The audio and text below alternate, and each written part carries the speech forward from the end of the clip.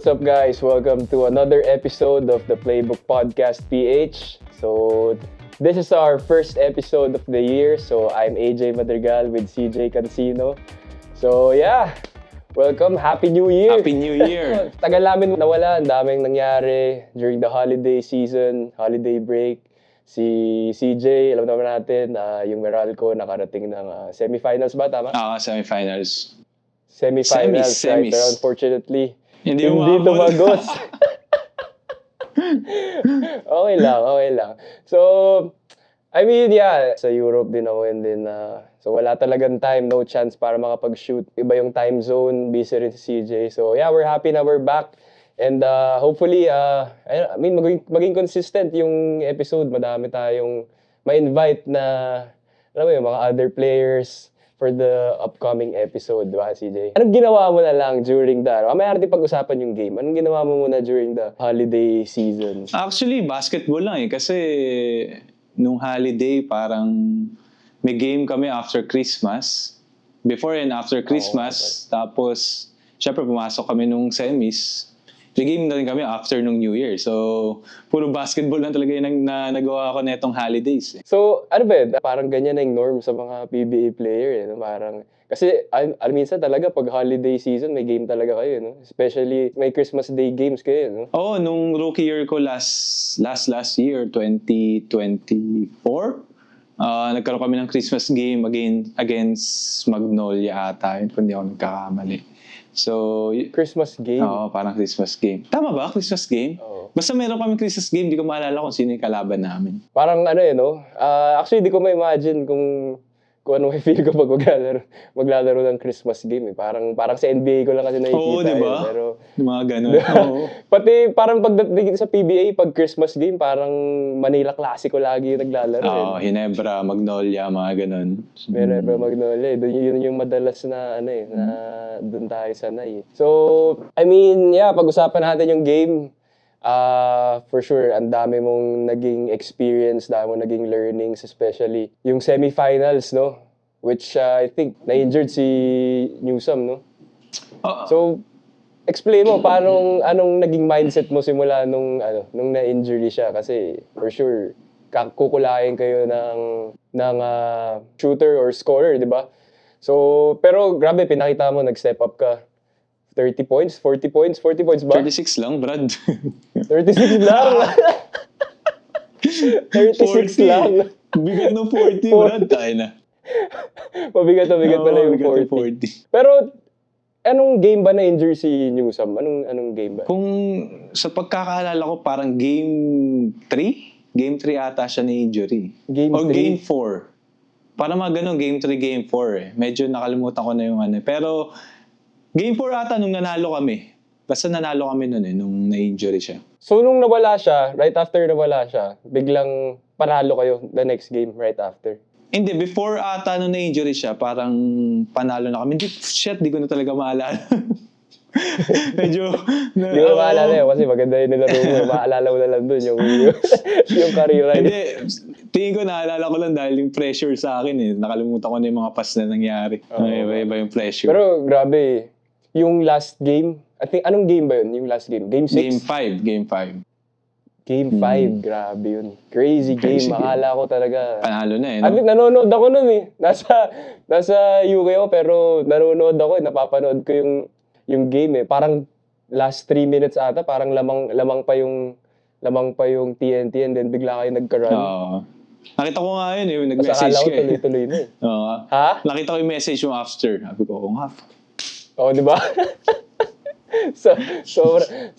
Sobrang sayang. I mean, ano nangyari doon? Kwento mo, walkthrough mo doon sa nangyari ng fourth quarter ng Game 5. Game 5, no?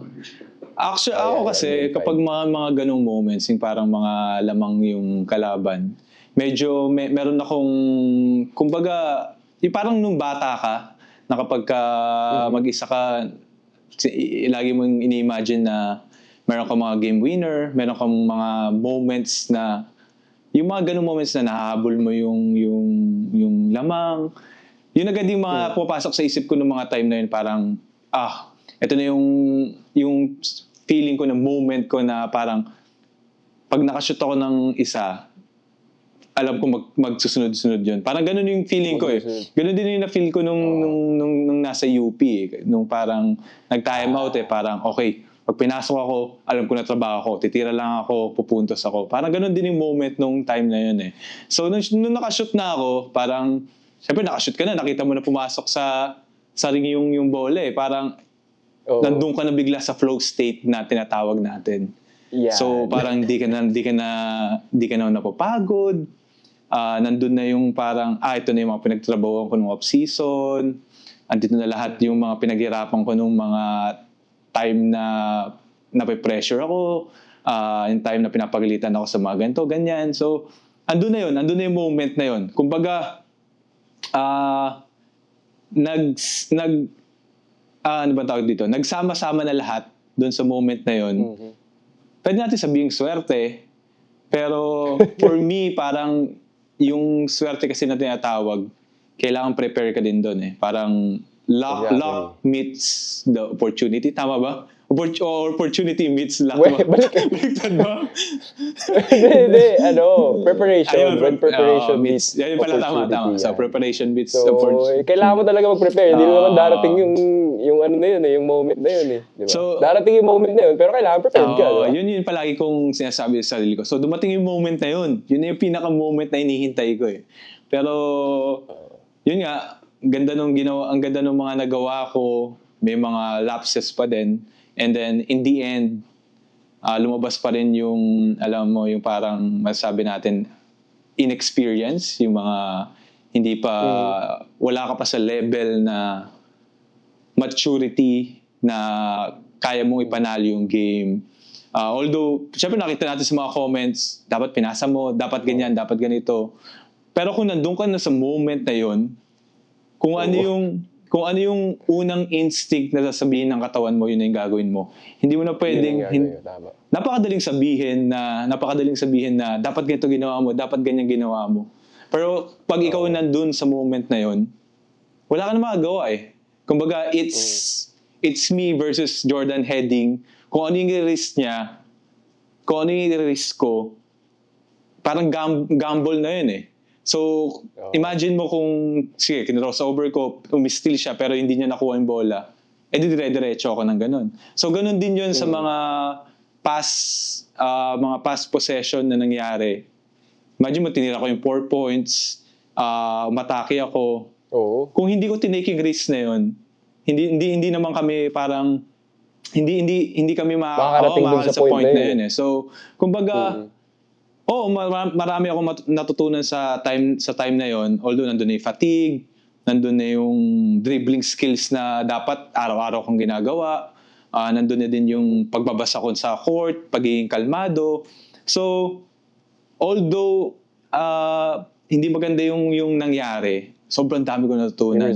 Yung result wala man sa akin, pero yung process na bibigay sa akin, nababaunin ko for the next future, sa mga future games, sa mga future, i-release ko kung ano yung talagang una ko maiisip. Kasi for me, kapag may tiwala ka sa mga action mo, talagang dadaling ka ng Diyos kung saan ka nararapat. Baka nung time na yun, sabi ni Lord, relax ka muna. Hindi ka pa dyan. Di ba? Kumbaga, delayed gratitude ba yung tawag doon sa mga ganung bagay? Kumbaga, delayed gratification. Yun. Delayed gratification. So, kumbaga, ano na siya, it is what it is, we gotta live with the result. Masakit. Kumbaga, masakit. masakit talaga. Kasi ako, parang, isa na lang eh. Parang 1 week ata ako uminom nun. Inom lang. Talagang, hindi ko muna pinanood yung film. Pero after nun, minake sure ko na kahit masakit, panoorin ko yung film, putya. Pagbalik nga namin nung practice, pinanood namin yung film, parang gusto ko umiyak, gusto ko manapak eh. Pinanood namin yung last 5 minutes, parang, shit, naalala ko na naman. Parang ganun. Pero, ganun talaga. Swerte na nasa basketball ako. Sobrang liit na problema lang yun compared sa problema ng iba. So, yun na lang iniisip ko. Move on, matuto kung ano yung na-experience. And sobrang... Parang ano yan eh. yung pressure is privilege. Oo, Yun na yun. Parang sobrang pressure ako na may ganito akong problema, na may ganito akong opportunity na dati pinangarap ko lang to eh. Tapos nandito na ako, di ba? So, ganun lang. Yun lang ang buhay. Oo, move on, move Oo. on. Learning pa rin. Only L we take is learning. Learnings. Yan, tama. Yan. Kwento mo nga yung nangyari nung yung na-steal. Na-steal. Ilang seconds pa ba yun? Pagkaalala ko, nung... Kasi nakashoot sila. Ito yung POV ko. Yeah. Actually, ito yung POV ko. Tapos, yun nga, sinabi rin ni Ray ng Batak nung interview. So, nasa akin si Jordan Harrington sa corner. Talagang tinaplak ko na siya. Parang, Tom Chua defense na, pare. Nakaganon na ako. Credits, coach. Shout out, Tom Chua defense na. Sabi ko, hindi ko na, tanggapin ko ng bola, foul. Kung makatanggap siya ng bola, maka-foul na lang kasi sobrang dikit ko talaga eh. So, nung pagharap sa amin ni ng Batak na ganun, nakita niya nakataplak na ako. So, no choice na siya. Parang nagkaroon lang siya ng konting separation. So, tinira niya. Pucha, slow mo yung bola na pag ano. Pag-shoot, shoot. Pag-shoot, in-inbound yung bola. Di syempre, mainit ako. Parang, kumbaga, pag mainit ka, talagang sa'yo bibigay yung bola eh. Pagpasa sa akin na ganun, si Kuya Bong, pumunta doon sa pa half court. Tapos si Calvin, dinidribble ko na ng kaliwa, nasa gitna ako. Nakita ko si Calvin Optana, patrap sa akin. So nung nasa kaliwa na yung bola, nung pakita ko na patrap siya sa akin, kinrose over ko na ng ganun. Tapos si Heading, nakababa na siya ng ganun. No? Tapos huling-huli na yung pak! Pagka wala ng bola sa kanang kamay ko, parang yung ting! Alam mo yung sa tenga? Parang sobrang slow mo talaga nangyari na. Parang nag-slow mo lahat. Slow mo. Ting! Tapos galaw ako bigla. Sabi ko, habulin ko. Kaso no choice na ako. Hindi ko na mahabol noong time na yun. Tapos yun na. Yun na yung moment na yun na sabi ko, shit. Yun na yun eh.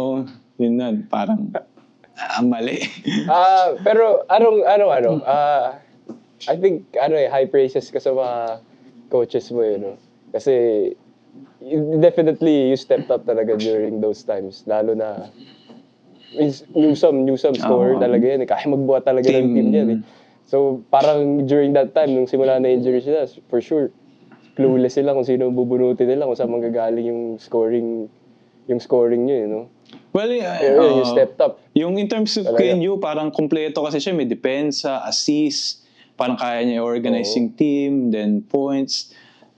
So ako naman, sabi ko, ano kaya ang kaya kong ibigay na nabibigay ninyo? Sabi ko siguro more on points, and then mas didiinan ko na lang dumepensa kasi all throughout ng series namin, ako talaga inaatake nila talaga pagpasok ko, atakihin talaga ako nila agad. So sabi ko, mas kailangan kong tibahin yung depensa ko kasi yun nga, na-work on ko na yung sa body ko, pero yung next step ko is yung parang gulang. Kumbaga, ano na yung mga technique, paano dumipensa. So, yun yung next step ko nung time na yun So, syempre, alam ko sa sarili ko na parang, okay, parang kailangan ko more effort in terms of parang points. Pero yung time na yun, parang kung ano ibibigay yung depensa, yun lang. Hindi yung parang pipilitin ko lahat. Kasi syempre, kailangan ko mag-learn sa ganun Gusto ko rin na parang kung may assist, pasa ko. So, hindi ako nag-grab na opportunity na ititira ko lahat. Kung meron, tira. Kung wala, play. So, yun yung naging mindset ko nung time na yun.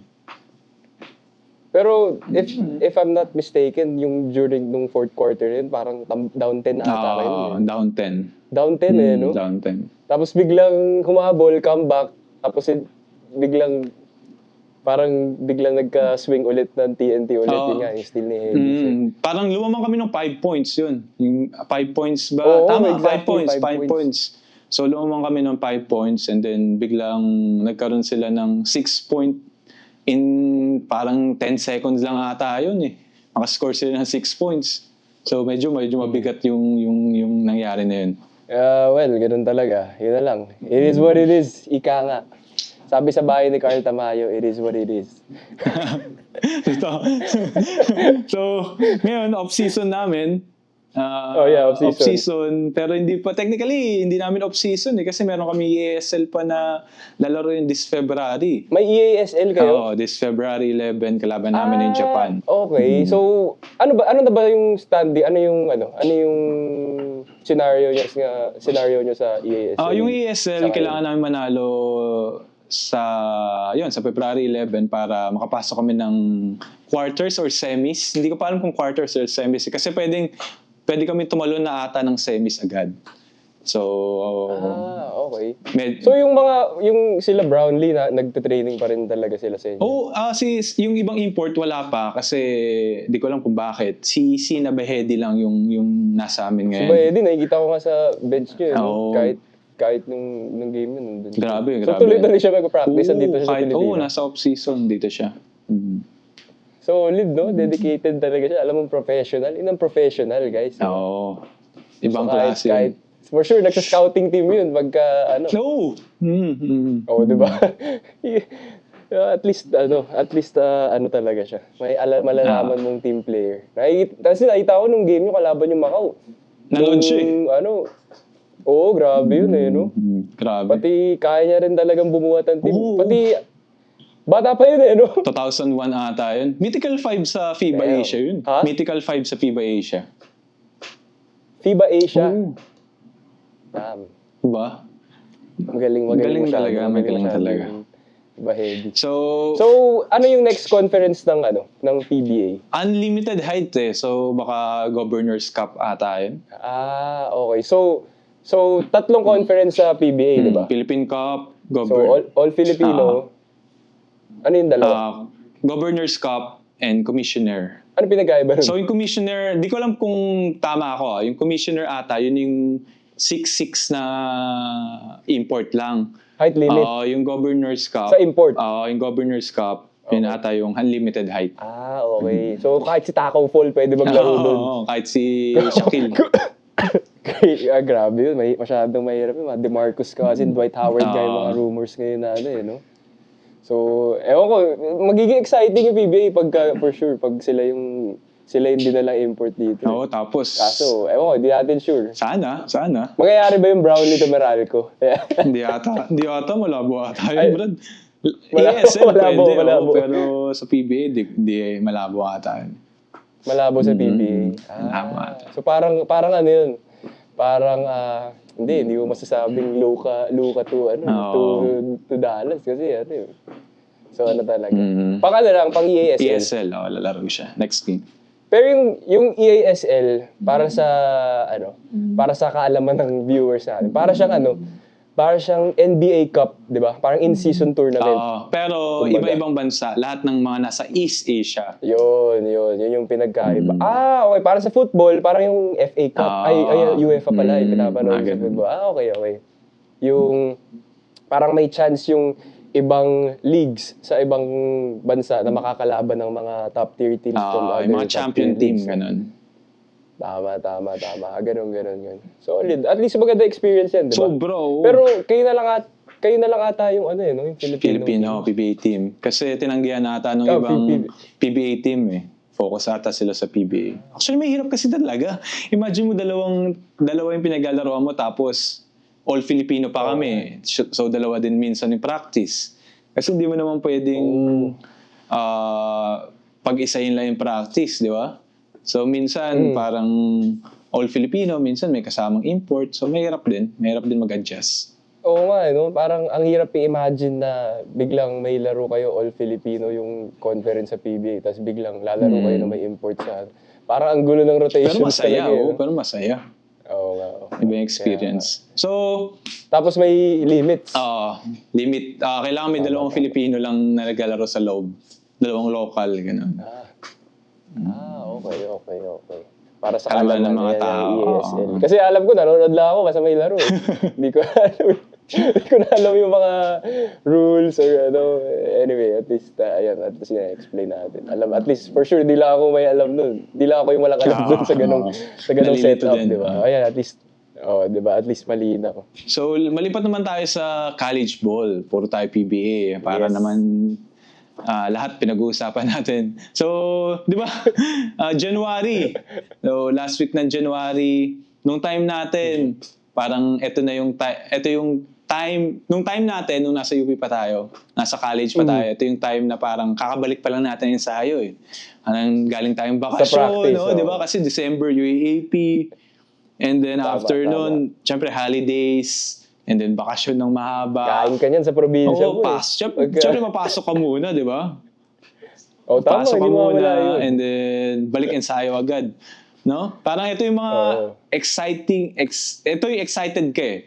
Kasi, una, kung Pero teka lang, parang yung mga ibang college players right after ng season, nasa Panalay oo na nga agad eh. para sa akin maganda yun Para sa akin, sa hirap ng buhay ngayon, pare, siyempre lahat ng pagkakitaan mo, lalo na sa basketball, ilang years lang ang basketball, 15 years, 20 years, swerte ka na dun, di ba? Tama. So, Exactly. natutuwa ako sa mga players pag nakakita ako ng mga ganun, yung tipong, lalo na ngayon, di ba, ang dami sa Facebook. Parang pag swipe pa na lang, makikita mo na agad, Mark Volante, naglalaro sa ganito. Sila Remogat, naglalaro sa ganito. So, yung mga iba din, sila Baklaan, makikita mo, naglalaroan, di ba? So, nakakatuwa. Ikaw, ano ba yung sa tingin mong, ano ba yan? Benefits? For sure, may good and bad yan eh. Ano ba sa tingin mo yung benefits ng Panalay? Total, napag-usapan na rin naman natin. Mga legal na Siyempre, number one ako tingin kong disadvantage lang doon, number one, injuries. Kasi siyempre, nasa labas, kumbaga yung mga kalaban mo doon, walang basic. Hindi ko sinasabing as in wala, pero wala silang parang mga basic, kunyari, mga sa sistema. Kumbaga, mahirap kasi kalaro yung mga ganun, parang cut ng cut, talon ng talon, box out ng box out. Parang mas mahirap kalaban yung compared sa mga merong disiplina mga players, merong alam sa sistema. So, syempre, number one doon, yun na, injuries. Yun lang yung nakikita kong disadvantage Saka na, di ba? yung pinaglalaroan, minsan semento. Oo, yun. Yun pa yung hindi alam ng lahat ng mga ibang tao. Akala nila, semento, maarte mo naman. Di ka ba Pinoy? Di ka ba sanay na ganyan? Pero kasi may effect. Ako, naglalaro ko dati sa ganun, nakapaka ako. Pero may effect din yun kasi sa tuhod eh. Kasi yung mga pinaglalaroan namin, yung mga tawag dito, flywood. Ano bang tawag dun sa Wooden court. Ano yun eh, parang pag inapakan mo court. yun, parang nagbabounce ng ganun yun. Di mo man ramdam, pero yung impact niya, hindi ganun katulad sa bato. So, parang hindi magkakaroon na masyadong stress sa tuhod mo pagka regarding sa impact. So, syempre, tas minsan madulas pa. Minsan, yung ring malapit sa basta more on talagang injury prone. Saka masikip. Yun. Okay, so dami tao yung kasi kita mo pag sa UAP, pag lumilayap ka, minsan umaano ka, parang nagda-dive ka. Tapos dun, parang, shit, wala ka lalandingan na sobrang daming paa. Tapos may bigla pang sasapak sa gilid na ganun, pak, galing mo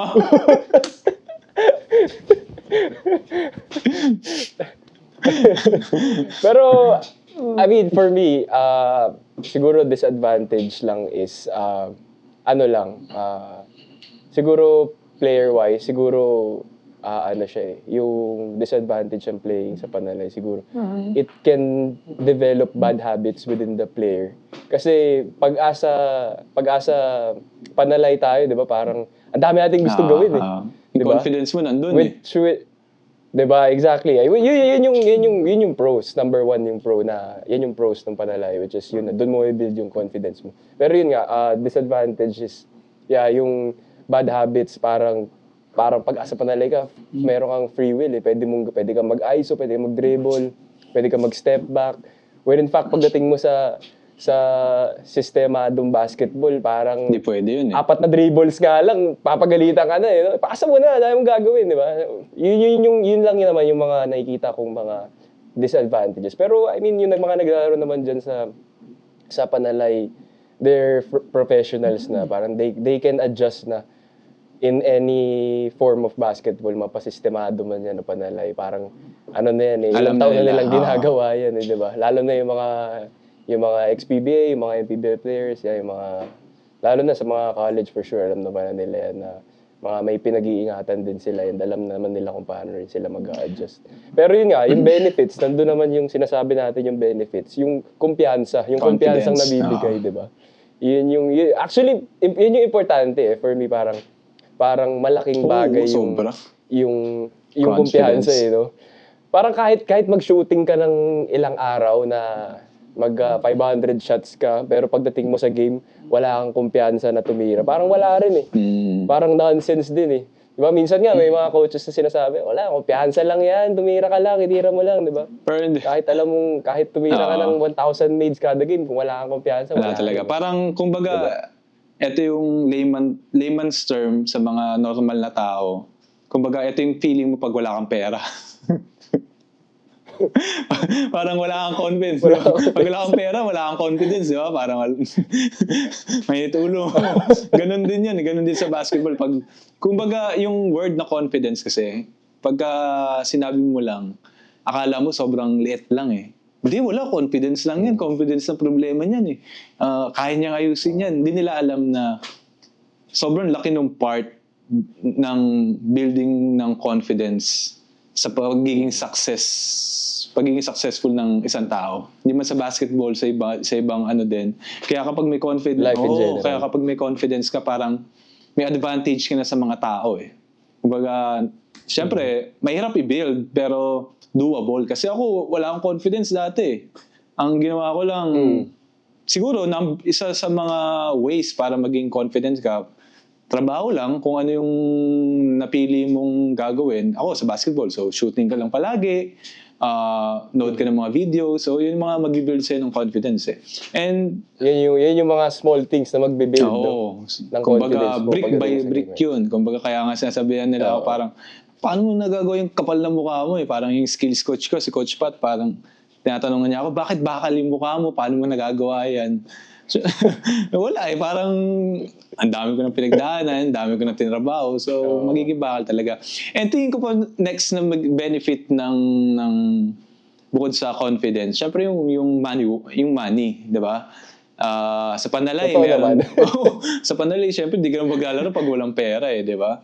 And then, Hindi ka pupunta ng Zamboanga para aabra yung mga malalayong lugar, di ba? Hindi ka magta-travel ng 8 hours by land para kung wala ka. And then, syempre, big part na din to sa generation natin is yung clout.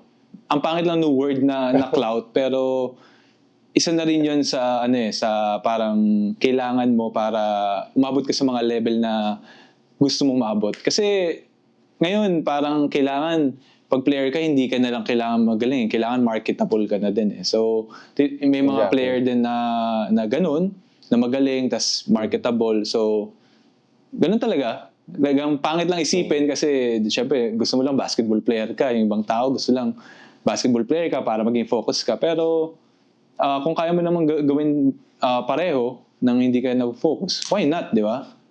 So, yun yung benefit. Parang yan Parang may sinabing ganyan si Tyler, the Creator Ewan kung may nakapanood nun na parang wala siyang alam sa basketball, pero nung parang may isa siyang nakita na basketball player na di niya kilala actually, pero parang nakita niya yung profile, parang nakita niya, parang low-key fire siya, parang gusto niya. Okay siya, tao, parang pero di naman, parang average player lang siya. Diba? Parang dun pumapasok yung clout and yung marketability ng player, diba? Yung kahit di naman ganun kagalingan, pero pagdating, low-key fire tong tao. Diba? Parang ganun May ganun So, yeah. Tsaka clout moves the world. Tsaka ako for example, natuto lang ako mag-basketball. I mean, mas nangat ko lang yung level ng skills ko dahil sa mga napapanood ko sa YouTube Actually, sa sobrang tagal, hindi ko na sila maalala. Pero, yung mga ginagawa nila, yung mga dati pa, mga 2016, 2017, yung pangit pa yung camera. Di ba parang, sila yung mga naging inspiration mo na gumaling mag-basketball. Ako, kaya kahit nakakapagod, imagine mo, magkano lang kinikita mo pag nag-YouTube ka. Wala pang ang 2K per video yun. Pero, pinipilit kong gawin kasi para maka-inspire din ng mga tao, parang yung mga bata na nanonood sa'yo. For example, yung yung pinakita ko yung recovery ko ng ACL. Parang ang dami nag-message sa akin na, paano mo nagawa yan? Paano mo nalagpasan yung dalawang ACL? So parang doon, makakasama mo sila na parang, hindi, wala yan. ACL lang yan, kaya mo lagpasan yan. So yung mga small things na ganun, nakakatulong yun. Kaya medyo naiinis ako sa mga tao eh. Kumbaga yung mga ibang players parang, kasi vlog ka ng vlog, kaya pumapangit ng laro mo eh. Parang, hindi nyo alam pinagdadaanan ng mga players. Exactly. Bago nyo sabihan ng mga ganyan. So, balik tayo sa off-season. Putya, lumalayo tayo sa pinag-uusapan natin eh. So, balik tayo sa college off-season. Ano ba yung mga ginagawa natin noong time na to? Actually, dito mo malalaman kung sino na yung mga next man up, kung sino na yung mga ka-match up mo sa ibang schools, kung effective na ba yung mga skills na ginagawa mo nung mga latter part. Kasi ito na yung parang pwede kang mag-risk ng mas mataas eh. Parang pwede kang magbuwakaw ng konti. During off-season. Mamasa ng konti. So dito rin tinignan ng mga coaches kung paano nila ibabalasa yung team. So sa mga Pinoy Liga, PhilOil, kung makikita nyo minsan parang may mga nakikita nga ako sa mga comments, but pinapatalo, ganyan. Bakit sinusubukan na gamitin si ganito, ganyan. Pwede naman gamitin si ganito, ganyan. Ang hindi alam kasi ng mga fans, parang nagbabalasa pa yung mga coaches eh. Tinitignan pa nila yan kung sino yung effective sa ganito, kung matibay ba yung loob na ganyan. So, maraming bagay nung off-season na sobrang saya. Pero tayo, tingin mo, ano ba yung ginagawa natin Teka yung time lang, parang kumbaga Nung sa nasa mga college na tayo. coaches, results doesn't matter na during the off-season eh. No? Parang gusto nila makita kung sino parang talaga ganun. yung mga mag-fit in sa sistema na yun. Especially. Tapos may mga coaches pa na, kunyari, tinatago nila yung plays, tinatago nila yung mga players, kung ano yung strength and mga weaknesses. So maraming mga bagay na deeper. Like yung pa sa UP, basketball. parang yung UP during off-season, akala natin puro zipper lang tinatakbo nila eh. Diba? Pero pagdating ng UAP season, sobrang dami na nila mga plays na tinatakbo. Dami na, Ateneo, di sumasali yan ng mga preseason game. Bihira, PhilOil lang, di ba? Nung last year, di sila sumali. Pero may mga times na mga year na sumasali sila eh. So parang sila, talagang tinatago nila yun. Ganun sila. So, tingin ko, kaya hindi sila sumasali, siguro mas gusto nila i-develop yung players. Kasi minsan, kapag may laro ka, parang, naiiba yung practice plan. Kasi syempre, di ba, pag may game, parang, okay, practice natin kung paano natin paghahandaan yung game na to. Siguro sila more on growth ng player. Nagtuturo sila ng mga sistema ng player, yung disiplina. So, kaya hindi sila siguro minsan sumasali. Oo, tama. Parang mas pinipili nila yung training camp. Yung mga ganun. Pero sa UP, pag-usapan natin yung UP. Malala kasi yung off-season eh. medyo madugo ang off-season. I mean, kahit sa kahit sa ang teams naman, for sure. College Schools. teams, malala talaga off-season. Pero I think siguro, if yung mga naaalala ko during this time, siguro, yung kakabalik mo lang ng holiday break after a UAAP season. Holidays. Ano pa yan medyo light pa lang, konting sprints, build up, kumbaga, progressive. Yan yung mga ensayo dyan eh. Kasi, if naalala ko, parang hindi pa masyadong kumpleto yan eh. Like, sila Jameson, nasa Australia pa, sila Sade, nasa Hindi pa US dumating yung mga recruit. Hindi pa dumadating eh. Sila Sade yan. Mga pa yan eh. Baka dumadating ba yan? Mga April na. Joke lang. Minsan sumusunod na sa bansa, sa Korea. Sa Korea. Gano'n. Hindi, rin eh. Maintindihan mo rin eh. Kasi ang tagal nilang nawala sa... Naman. Layo nila sa diba? mga family Isipin nila. College ka, tapos during the holidays, naglalaro ka Layo ng mo na sa basketball. family mo. Layo mo sa pamilya mo. So, deserve din naman talaga nila yung mga rest na kagaya ng gano'n. Ayun, balik tayo dun kung ano yung mga training setup during this time, during this off-season, pagdating sa college player. Naaalala ko nun, nung naka-bubble, yung bubble season 84, Yung before mag-season na yun, naaalala ko parang paggabi. Parang ako nasa death row eh. Parang iniisip ko, gusto ko nang kainin yung mga pinakamasasarap na pagkain ngayong gabi kasi bukas, Oo. kinabukasan, parang papatay na naman kami sa ensayo eh. Parang ganun eh. Ganun yung mga feeling eh. 'Di ba? Parang pagkagising mo sa umaga, 6 a.m. mag-workout kayo ni may Workout workout na, na. may skills na, tapos may defense si Coach Tom, pare. Oo, di ba? Bigla may defense, mga one-on-one, mga tawag dito, basta yung mga defensive niya na, yung may 17 Drills. spots pa siyang Oo. tinatawag, basta sobrang dami nun. mga lateral. Grabe yun. Ayan, ganyan yun eh. May sa UP, parang nakaka 4 times a day halos, di ba? During nung season 84. Oo, may mga ganun, no? May mga ganun Grabe yung times. schedule niya, hindi ko makalit. Actually, wala kang ginagawa eh, di ba? Oo, parang konti. Bubble, tas ganun yung mangyayari. Oo, grabe yun talaga. Yung season 84 ka na ACL, di ba? 85 ata ako naisip. 84, Ay, hindi, tama, oo, 84. 84. 84, Isipin mo 84. yung pinaghirapan mo nung ganun, yung ganung off-season, yung Oo. 4 na beses kang nag-i-ensayo sa isang araw. Parang gising ka ng 6 a.m., ensayo ka, konting pahinga, kain, after ng lunchtime, mag-weights ka, tapos konting pahinga, konting kape, ayun na, ano na naman, skills naman, tapos magti-team practice ka, ng pinakamadugong team practice ng 5 to 9. Sige mo yun. Tapos Hirap eh, no? bigla Putya. kang ACL. Anong mga feel mo ng mga ganung ano? Hindi ako yung mga nafe-feel ko nung moment na parang tayo na, hindi na naman ako makapag-basketball. Parang 8 months na naman ako hindi makapag-basketball. So, yun lang yung mga naisip ko nung time yun. Kasi alam ko na yung mga gagawin eh, nung second year. Naisip ko lang, mahirap lang. Parang hindi ka na makakapag-basketball eh. So, sabi ko, shit, ito na naman, hindi ako makapag-basketball. 8 months, 9 months. Pero yung maganda doon, parang season 85, kasama ka sa mga travel eh. Oh, yun, parang, yun yung pinaka parang ano na lang eh. season, kasama ka sa travel. Kumbaga, feeling ko inggit na inggit kayo lahat sa akin kasi nonod ka lang, workout ka lang. Nagbablog lang sa gilid. Pagka alis ka na. Nakaasar ka lang sa gilid. Parang, gago sa'yo. Ayun yung parang pampalubag loob eh. Sige, sama mo na yan si CJ kasi na-ACL na. Pero yung mga ganyang mga travel and teams during off-season, dyan nabibuild yung team chemistry eh, no?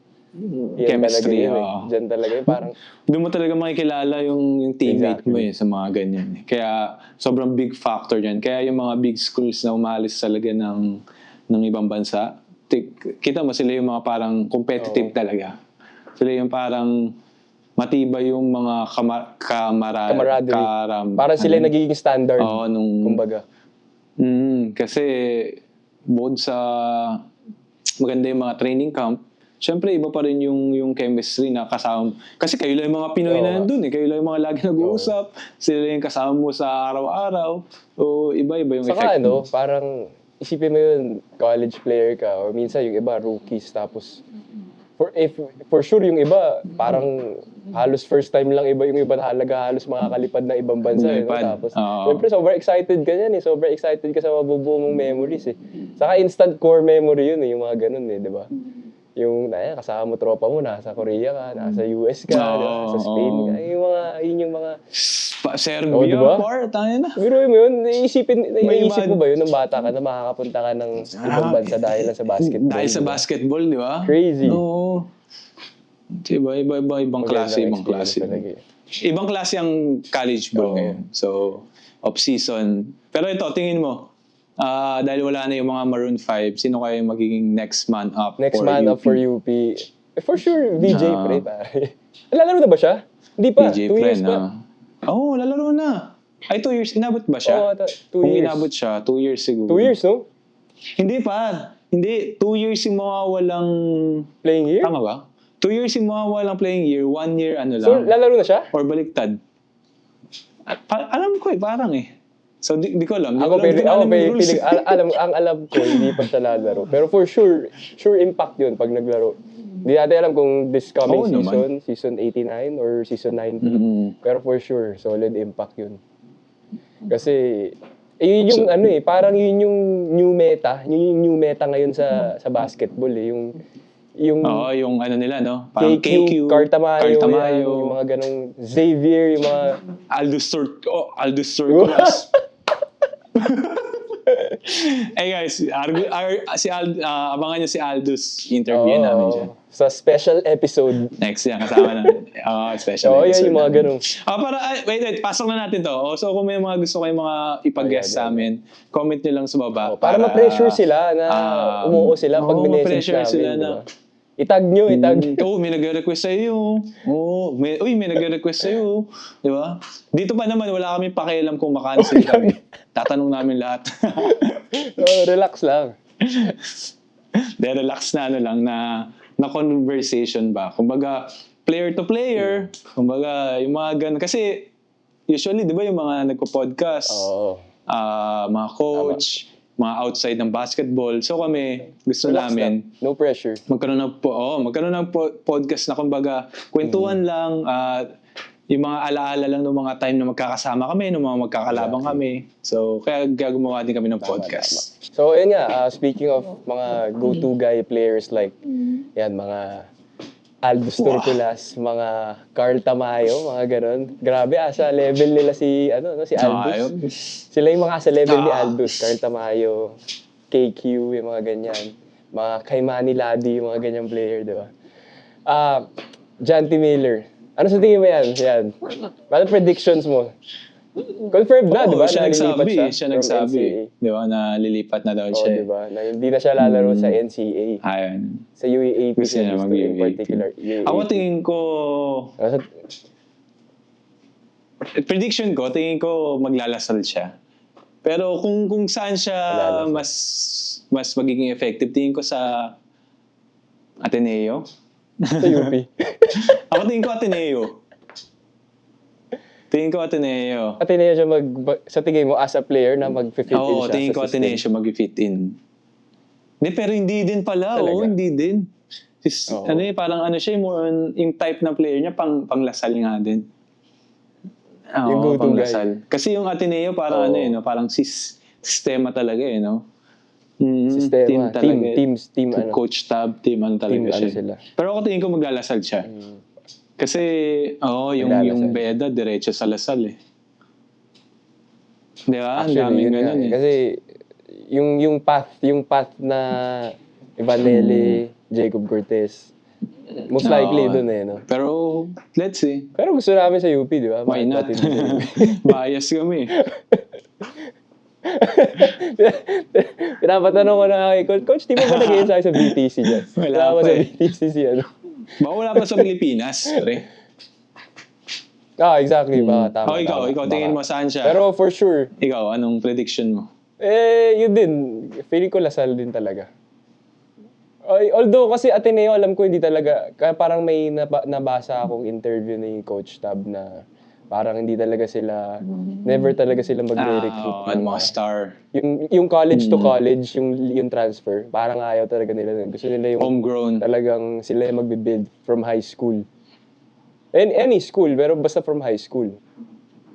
Diba? Kasi may ibang teams, may ibang players sila na galing sa Zubelio, sa ibang team, tapos biglang College ka-college sa Ateneo. Yun naman yung ano ko. So, most likely, DLSC talaga. Yun naman na yun eh. Pero shocking kung mag-UP, di ba? Hindi ba sa... Shocking pa ba yun? Shocking pa. Shocking kung mag-UP. Shocking kung mag-ano siya. Mag-UE. Di ba? Well, speaking of UE, speaking of UE, nagulat din ako dun sa news nila, no, yung import nila lumipat ng CEU. Si Precious. Si Momoy. Oo, nakakagulat yun. Kasi parang established na si Precious no? Parang parang iba na yung... Parang for sure, magiging new look yung UE kasi, di ba, parang sanay ka na, pag sabi mong UE, Precious, yung muscle guy na big, yung parang freak athlete, di ba? Hahabulin lahat, defensive side, offensive side, di ba? Ganun siya maglaro parang, nakakapanibago. Pati, I think may ibang local sila na lumipat din sa NCAA. Oo, sila Abante ba yun? MPBL, naglaro na. Hindi, si Graduate Abate, na ba? graduate na sa Quezon Huskers na. Hindi ko maalala kung sino. Basta, ayan, nasa NCAA na sila. So, yeah, I mean, ano sa tingin mo yung matutuloy ba yun? Beda to UAAP? Well, hindi ko alam, pero pag-usapan natin kung anong mangyayari pag lumipat sila ng Beda. Ay, lumipat ng Beda. Pag lumipat sila ng UAAP, di ba? Parang dagdag competition yun kasi knowing Beda, talagang hindi sila basta-bastang team di ba? Parang antibay nila, powerhouse sa NC, yung mga pass import nila, kita ba yung mga katawan ng mga bata pa ako Yung mga history of imports. Bata pa ako, nanonood ako pag nakikita mo sa Beda Court, di ba dalawang court nila? Tapos doon minsan naglalaro yung GOT skills. Sa NCAA doon dati. ka naglalaro yung mga GOT skills, yung mga Father Martins, di ba? Doon yun, di ba? Sa so makikita Bedjola. mo yung sa sila, laki di ba? So, dogfight, kumbaga. Dagdag competition din yun sa UAAP and syempre, dagdag fans. Pwede kaya yun? Di ba pula yung Beda? Mag-iba kaya sila ng kulay? Actually, hindi ko rin. Kasi Red, UAA red din no? Oo nga, no? I mean, ewan ko, maganda, exciting yan kung matuloy. Kasi knowing Beda, for sure, championship culture pa rin yan And, saka si Aldous, balik yung UAAP kung gano'n. Bumalik. Like he never left. Yun pala yun, coach siya. Bumalik bigla. Pero exciting yun. Sobrang exciting. I mean, excited ako para kay Aldous Mangyari kung yun, babalik yung Beda sa may ilulook forward tayo na games na papanoorin na kalaban ng YouTube. Tingin ko mag-ano yun si Aldous yung swap jersey. Kanino? Jersey swap kay Coach Gold. Hindi kay Coach Gold ka. Okay, Coach Pat, baka ganun. Asan tama mo, Dus? May mga kaibigan pa si Aldous. Sila Baila. Ano ba sila Gali? Sila Baila. Andun pa. Matibay-tibay pa. Diba? Yung mga ganyan. Yan yung mga masarap abangan during this off-season. No? Yung mga ganyang rumors na paglipat ng Beda to UAAP. Kasi, I mean, for sure, magugulo yung standings dun Paano hindi na even? Hindi na siya magiging even. Kasi 8 teams. Tapos magiging 9. Parang, hindi ko alam. Basta magulo yan. Magiging exciting at the same time. 0.5.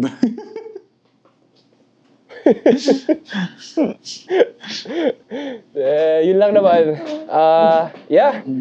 That's it. Wala naman na tayong... Wala pang mapag-usapan ng matibay kasi off-season pa yung college ball. Wala pa masyado mga rumors na medyo exciting Pero, kagaya sinabi CJ kanina, just let us know guys, sino yung mga gusto nyong i-interview namin. Or hindi pa interview, parang i-guest namin dito sa podcast para bigyan buhay itong namin. Podcast namin. So, that's it. Kung meron pa kayong gustong mga ipatopic sa amin, kung ano yung mga gustong malaman when it comes to deeper basketball knowledge, mga ganun yung mga na-experience namin, comment nyo lang sa baba. Nagbabasa naman kami. Tapos, yun. Don't forget to like, share, and subscribe. Yan. We're available sa YouTube, Spotify Podcast, and Apple Podcasts. So that's it. Thank you for listening and thank you for watching. So, I hope to see you guys soon sa next episode namin. And hopefully magkaroon kami ng Studio. Live episode. No? Studio. Hindi natin alam. Basta pag mag-subscribe kayo, saka mag-like kayo. Kakarami kami yan. I-improve tong channel namin. Yun lang naman yan So, that's it. Bye. Peace.